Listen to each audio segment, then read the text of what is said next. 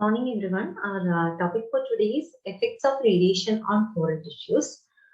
Radiation can cause various effects in the biological macromolecules.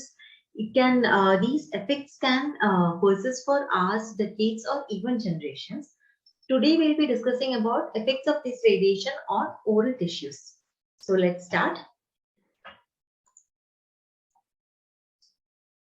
Radiation affects the oral mucous membrane, salivary gland, taste buds, teeth, and even bone.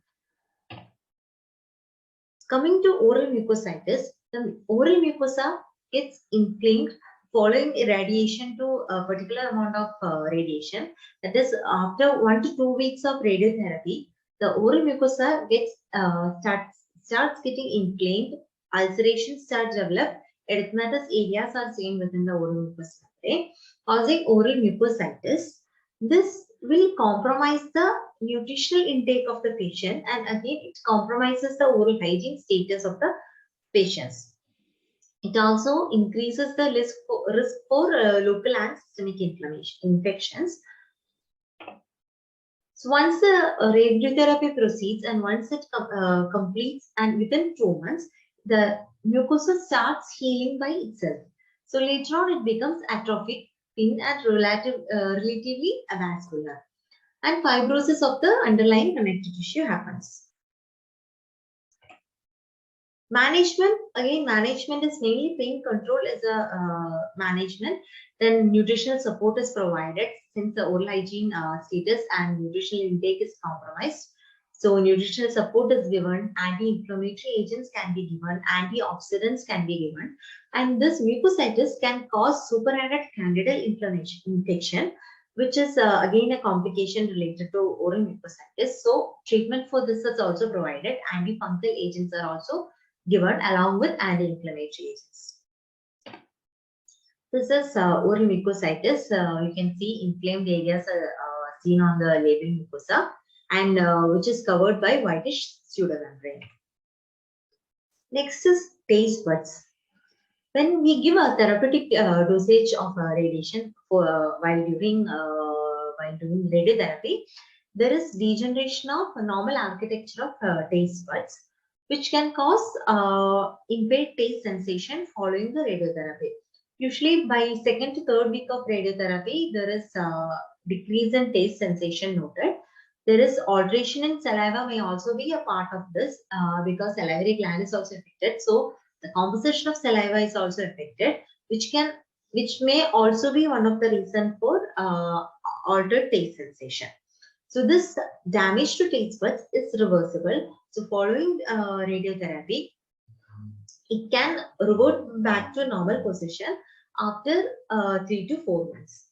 So when the posterior tongue is irradiated, there is alteration in bitter and acid flavor. And when anterior part of the tongue is irradiated, there is loss of sweet and salt flavors.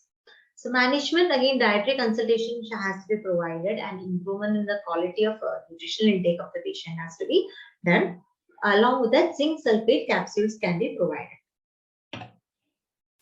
Next is effect on salivary gland.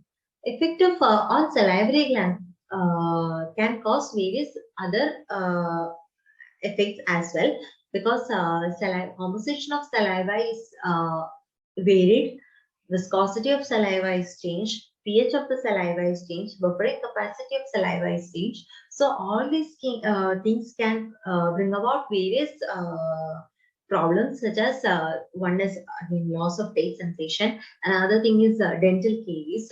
There will be prominence of dental caries seen because of the effect on salivary glands, since the composition of saliva and properties of saliva is changed.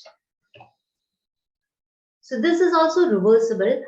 After 6 to 12 months of the radiotherapy, there can be compensatory hypertrophy of the salivary gland, which will cause a decrease in this hypersalivation and xerostomia.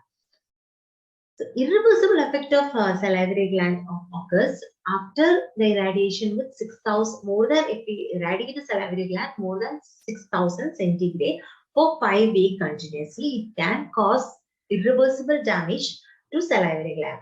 Otherwise, what we are giving normal radiotherapy dose, what we give, according to that, we can the salivary gland will come back to its normal positions Once the radiotherapy is complete, up to 6 to 12 months it can take to come back to its normal position. So management, how we manage normally, how we manage xerostomia or hyposalivation. Similarly, we have to manage. That is, patient is asked to sip water frequently. Sugarless chewing gums can be given. Pilocarpine hydrochloride can be used. Next is teeth. So there can be direct or indirect effect on teeth. One I had already told salivary. When salivary gland is affected, when salivation is affected, obviously teeth will get affected. There will be very higher incidence of caries as seen. Another thing is before calcification, if it is irradiated, if teeth is getting irradiated before the calcification process, it can cause destruction of tooth. If it is after calcification, it can cause inhibition of cellular differentiation. So it can lead to malformation or arrested growth of teeth. And if during the development of teeth, if it is teeth is getting irradiated, it can cause retarded growth. And in adults, usually teeth is development, since it is already over, teeth is calcification is not much affected, and the eruptive process is also not getting affected. But it can cause fibroatrophy of pulp. Next is radiation caries. So rampant decays are usually seen in patients getting irradiated by during radiotherapy. So it can be used due to reduced salivary flow, decrease in salivary pH, reduced buffering capacity, and increased viscosity of saliva. So three types of caries are mainly seen. One is most commonly seen is white superficial lesions, which is mostly seen in buccal, occlusal, incisal, and palatal surface.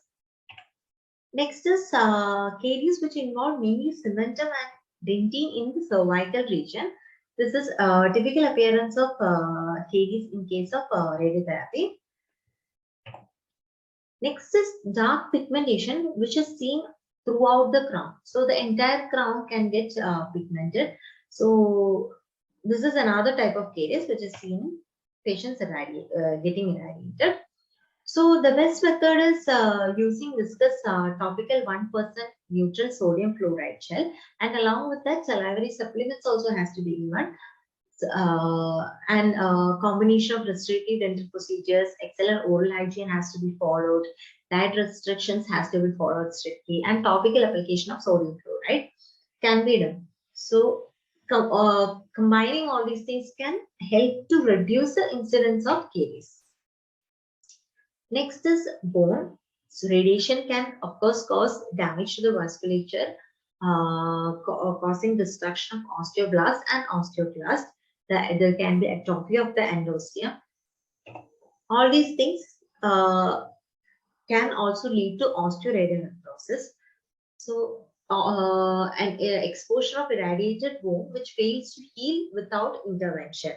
So mandible is mostly affected by osteoradionecrosis. It is characterized by hypocellularity, hypovascularity, and hypoxia. Mainly, as I had already told, exposed bone will be seen within the oral cavity. There can be pain, swelling, trismus, halitosis. Exposed bone is seen. Pathological fracture can happen, and orocutaneous fistulas can also be seen.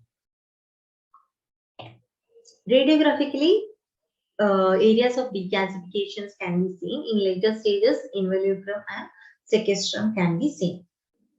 So best method is prevention in case of osteoradionecrosis. Always we have to think about all the whatever periodontally compromised or whatever infections are there, everything has to be dealt with before giving radiotherapy. So before a patient is posted for radiotherapy, all these kind of infectious sources has to be treated. All periodontally compromised tooth has to be treated. Or whatever infections are there, whatever extractions are indicated, whatever treatment can be done before the radiotherapy, it has to be done so that we can prevent future infection and we can prevent osteoradionecrosis. That's all. Thank you.